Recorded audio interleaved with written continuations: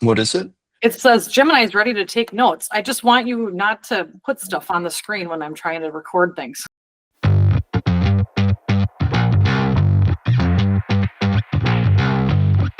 Welcome to episode 2 of Elevated Sipping with Jason, Carl, and Erica.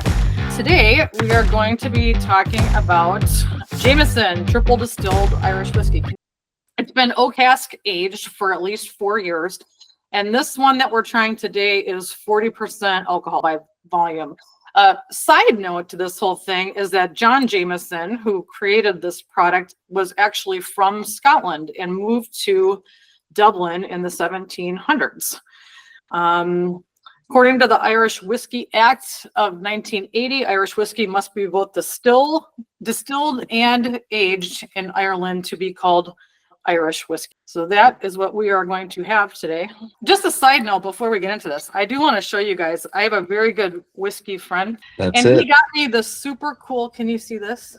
There you go. There it is. Super cool Jameson from Japan. That's cool. And it's all unopened also? I didn't open it yet. I'm not going to open it. Yeah. So Jameson is triple distilled. Scotch, on the other hand, is only distilled twice.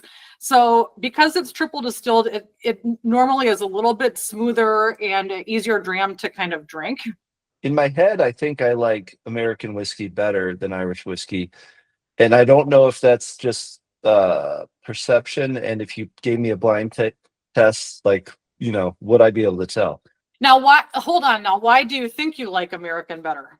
Whenever I've had the Irish in the past, it just seems like there's a little more bite. And I don't know if American is smoother or not. But it's not. Like I said, it's just kind of what's stuck in my mind. But I think maybe we could change my mind. I think we're going to today. This is a great example of, so it's just a nice light gold color. It's triple distilled, right? So your American bourbon is probably only double also, like Scotch. So inherently, because it's triple distilled, it will be smoother. It's way lighter than the stuff we did last week. Right? All right. Well, there you go. So anyone get any, so for the nose, we should be doing things that we smell before we taste it, things that stand out about this. It gives you kind of clues as to what the flavor of the whiskey should be like.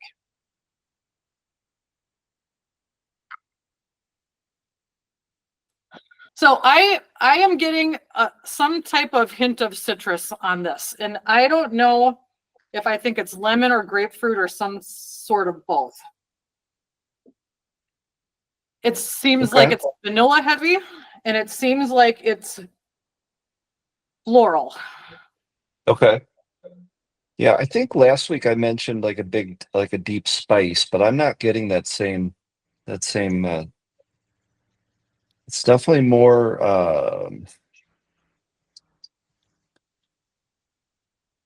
like outdoorsy, but not piney. It's maybe grassy. Herbal? Yeah, I would say you're right. I get that too. Grassy.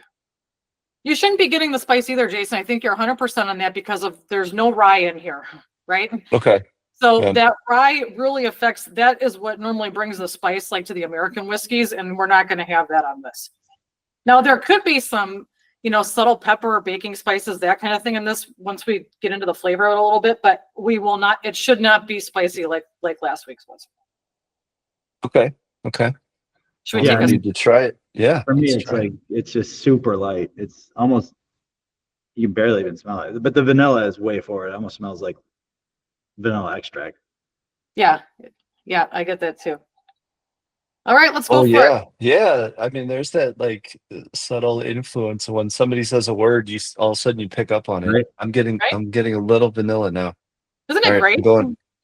Okay, cheers, you guys. Here we go.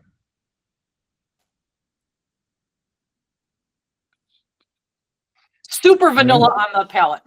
There's a good long linger too in the back of your tongue. Reminds me of a lot of nights in Milwaukee. It's like and bar fights and bad decisions is what this tastes like. Did you drink a lot of Jameson back then? Yeah, and the people, and Irish whiskey in general. And it just always turned into a shit show. So pour one of these into your coffee tomorrow morning, Jason, and all your cares will be gone. Right? Oh, I have a funny story about that.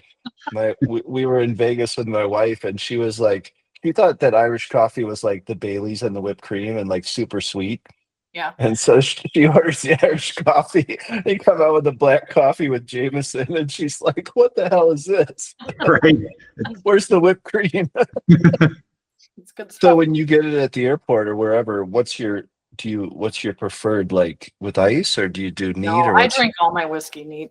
I okay? don't like this one is already 40%, right? It's 60% water to begin with. I just Right. I don't want to make it any lighter. Yeah. You want to So taste I it. do love it in a cocktail. I like it in a mule. I love it with ginger ale. I like it in a highball. If you ever had a highball where it's like, normally you'll see it with like a Asian or Japanese whiskey and then bubbly water and a Okay. slice of lime or a slice of lemon or something. But this is really, it makes a really good cocktail. We have so many plans. We have so many shows coming. Oh, I'm You guys looking are forward just to it. using this as an excuse to fucking drink every week, so it's fine. It's for work. Yeah, there's just a lot of weeks of us having drinks together. It's for work. Oh, it's fun. Right? Okay, well, let's start talking about our topics for this week. My topic, which is I think pretty good for this week, is using AI models that were trained to tell the difference between Scotch whiskey, which I believe Irish is different than Scotch, right? It is. So maybe it's not appropriate for this week, but they used it to tell, and I think there's a lot more coming on this topic, but they used it to tell the difference between Scotch whiskey and American whiskey using aroma keywords and chemical data. Hmm. So what they did was they would and they compared like how accurate is the AI versus a human who's actually a professional taster, not just a rando off the street. Interesting. So using the keywords would be things like smoky, fruity, lemon, cinnamon, whatever that was. The AI was able to get 94% accuracy versus the professional human taster was closer to like 57%. And then when they did the what's called a gas chromatography, and I'll try to explain this in somewhat simple terms. Basically, what they do is they heat it up so that all the chemicals break up into different elements, and then they can capture, I guess, each different profile turns into steam at a different temperature. That's my dumbed down version of trying to explain this. But basically, so what they do is they break it up into all the different chemical profiles and then capture those and then feed that data into the AI. It was able to accurately identify the whiskey's origin at 100%. So That's super amazing. accurate. Yeah. So it's really cool technology. Um, and then some of the use cases they talked about would be like quality control within distilleries to make sure that the batch reflects the brand and what it's actually supposed to taste like or smell like. Also, using it to detect fake or fraudulent counterfeit whiskeys. Um, Another one was being able to speed up R&D by identifying desirable traits versus making batches that maybe no one would like.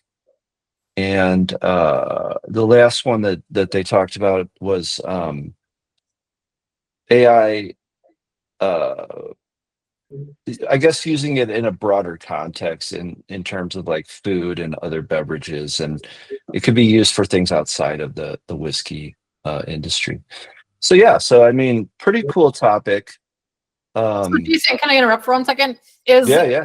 I helping with any type of like security measures as far as whiskey goes when you're talking about that, like fraud prevention or like online auctions or anything?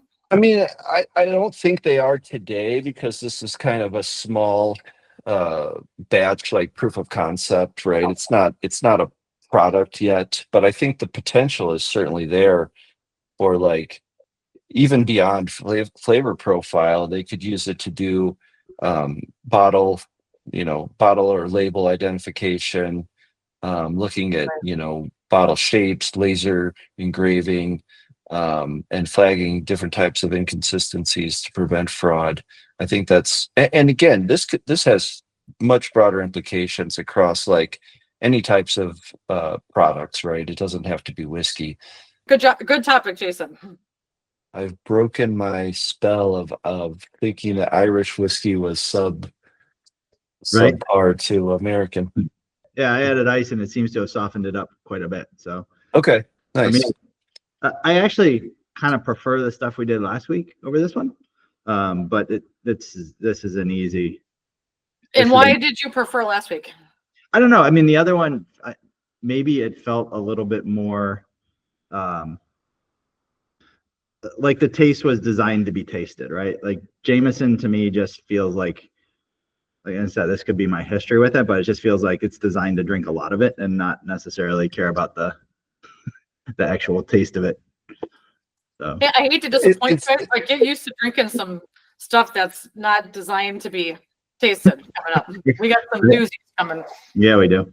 Well, and your comment makes sense because it's certainly lighter and smoother, I would say. Yeah. I think the bullet maybe had a bit more flavor in my opinion, but I think everyone experiences it a little bit differently, which is why it's fun to talk about it.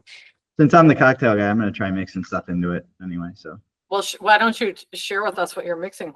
I have a ginger beer, which I know everyone's like it's too heavy, but Let's see it.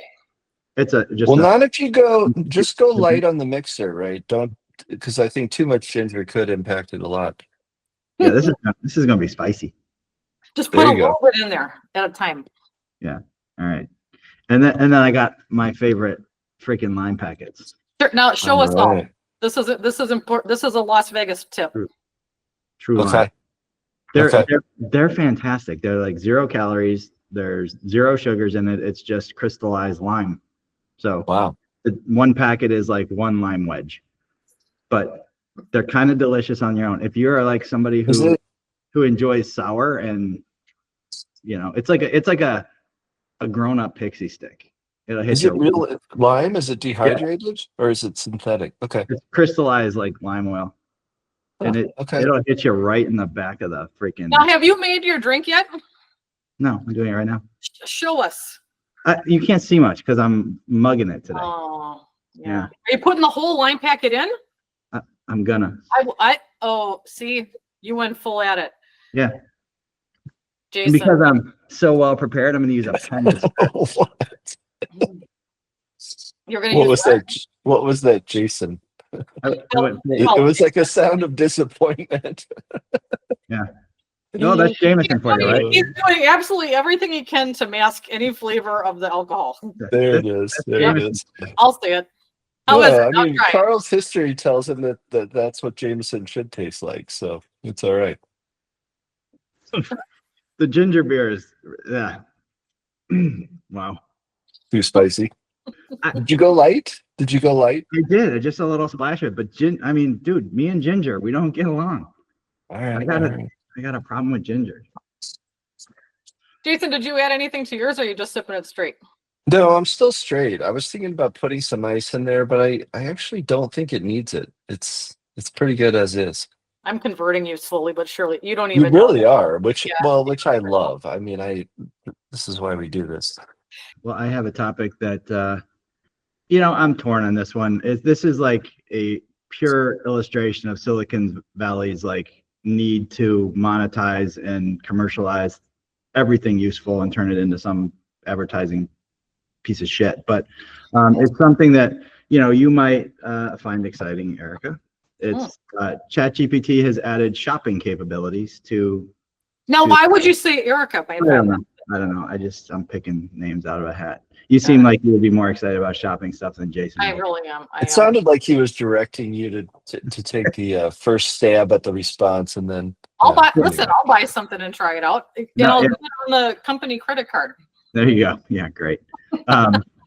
Okay, so the idea here is that ChatGPT is carrying on conversations with everybody all the time now, and a lot of people are asking opinions about products.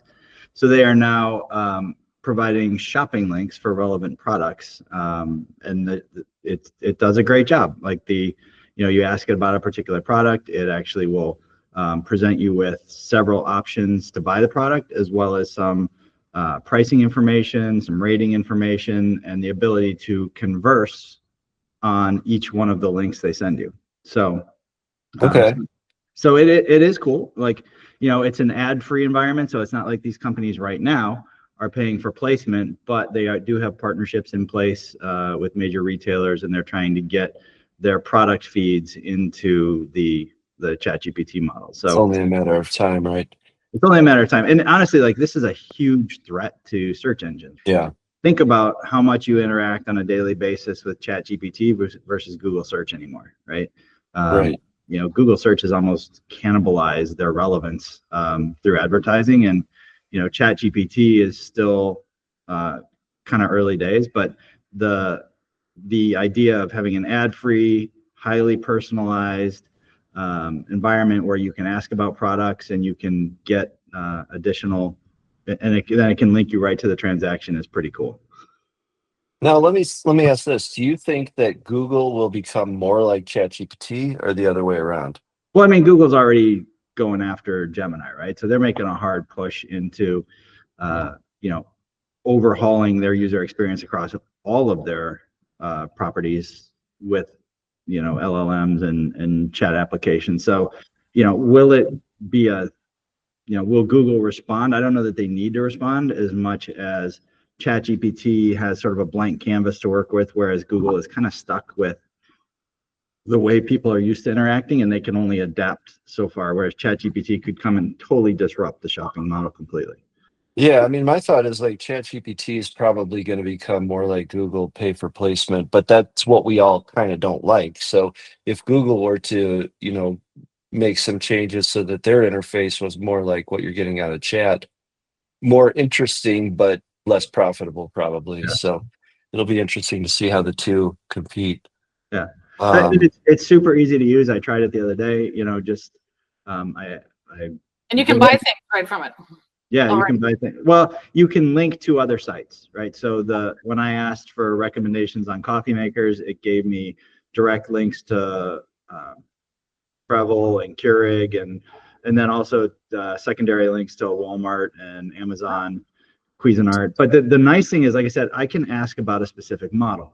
So if I say, hey, tell me about coffee makers, and it gives me, 10 different options, and I like the Hamilton Beach one, well, I can start a conversation specifically about that Hamilton Beach model. I can talk about the Cuisinart thing. So I can have separate threads where we dig in a lot more deeply on one product. And that's super hard to do in a Google search engine situation where, if I went out and searched for coffee makers, I'd get back maybe these same products.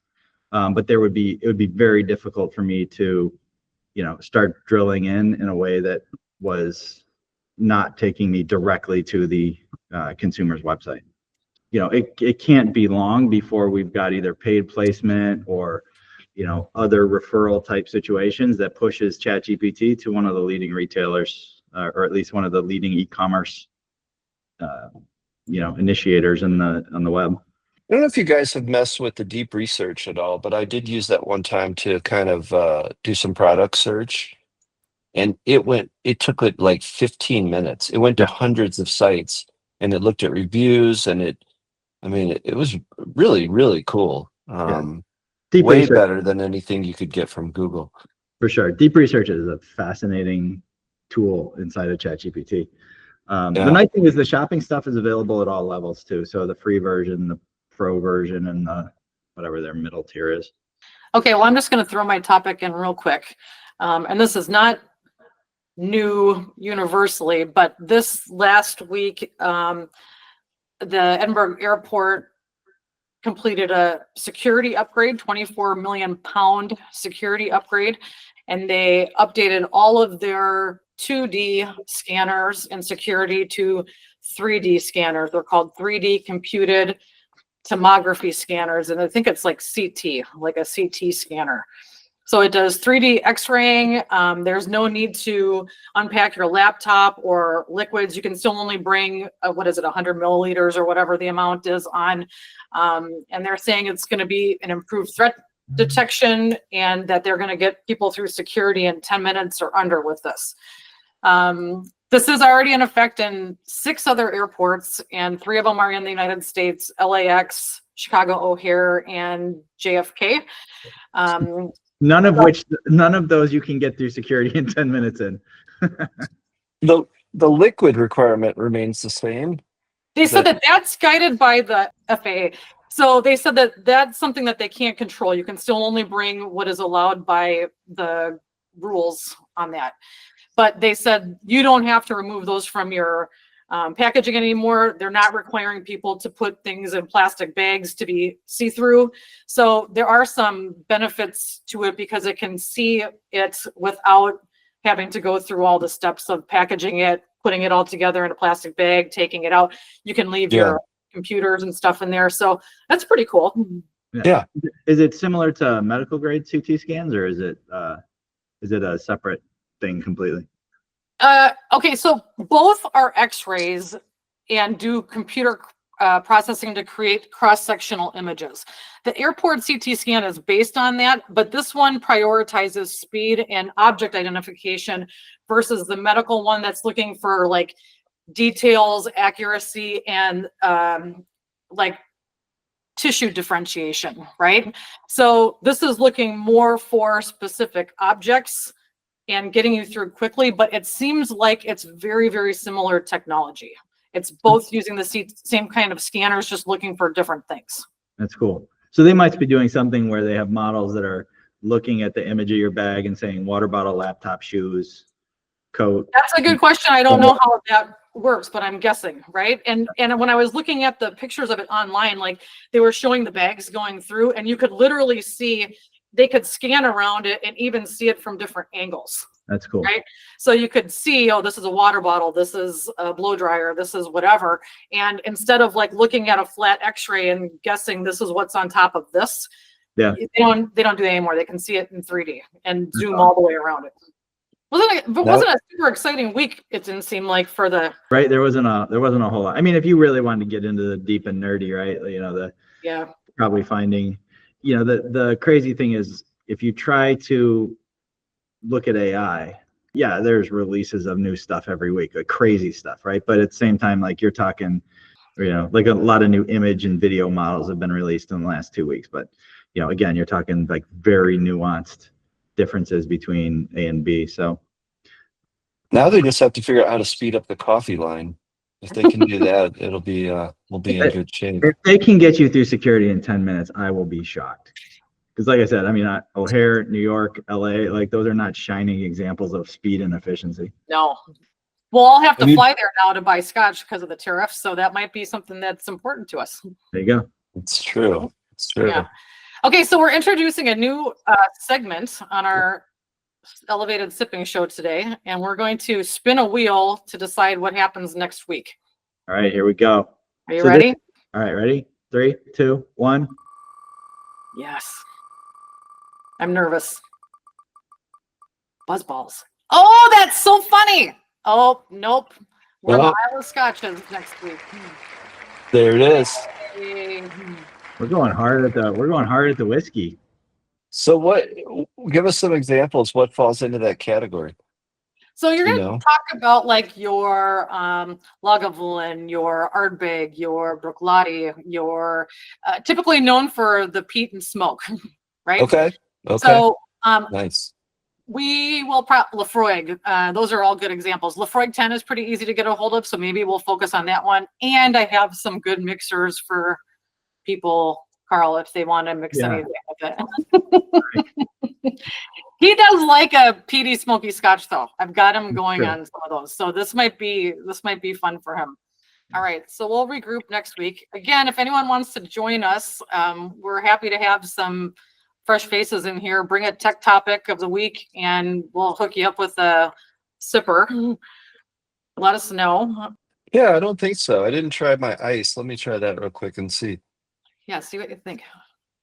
I'm fascinated with this experiment with you. I'm not going to lie. The ginger beer is harder than the whiskey. That might not have been the best idea. That's a fascinating topic right there. Honestly. You know, it's different. It changes the flavor, right? Like not only is it I don't know, not as intense, but there's certainly something to the water that changes the profile. Mm-hmm. So which one do you prefer? Be real. The neat. Do you? Okay. Yeah, I think so. All right, you guys. Well, this is the conclusion of another week of Elevated Sipping. We will be back next week at some time and some channel. All right. All right. Good to see you guys. Cheers, you guys. See ya. Cheers.